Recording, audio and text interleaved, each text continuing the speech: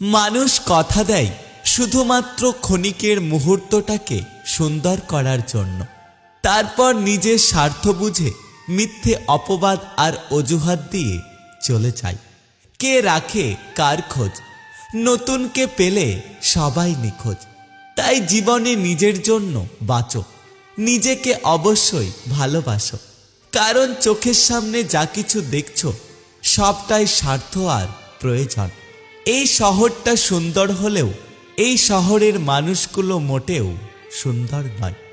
জীবনটা আসলে তার সাথেই কাটানো উচিত যার চেহারার থেকে মনটা অনেক বেশি সুন্দর। জীবনে যা কিছুই হয়ে যাক না কেন, জীবনে যত সমস্যাই আসুক না কেন, সে যেন সুখে দুঃখে মৃত্যুর আগে পর্যন্ত পাশে থাকে। একটা কথা কি জানো তো, পরিস্থিতির সাথে লড়াই করা যায়, কিন্তু ভাগ্যের সাথে কখনোই লড়াই করা যায় না। ভাগ্য একটা আজব জিনিস, কাউকে হয়তো সবকিছু দেয়, আবার কারোর থেকে সবকিছু কেড়ে নেয়। সময়টা তাকেই দাও যে সময়ের মূল্য বোঝে, আর সম্পর্ক তার সাথে রেখো যে তোমার গুরুত্ব বোঝে। একটা কথা কি জানো তো, কল্পনা কখনো নিষ্ঠুর হয় না, নিষ্ঠুর হয় আসলে বাস্তবতা।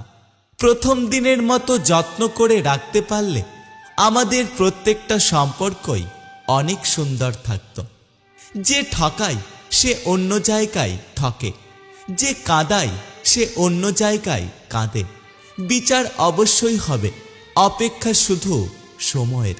পৃথিবীটা এখন মিথ্যে মায়াতে ভরা, তাই এই পৃথিবীর মানুষগুলো একমাত্র অভিনয়েই সেরা। মানুষের সৌন্দর্য তার মস্তিষ্কে বাস করে, যার মস্তিষ্কের ভাবনা যত সুন্দর, মানুষ হিসেবে সেই মানুষটা ততই সুন্দর। ভালোবাসলে যে কাউকে ছেড়ে আসা যায়, কিন্তু মায়ায় পড়লে তাকে ছাড়া তো দূরের কথা, মৃত্যুর আগে পর্যন্ত তাকে ভোলা যায় না।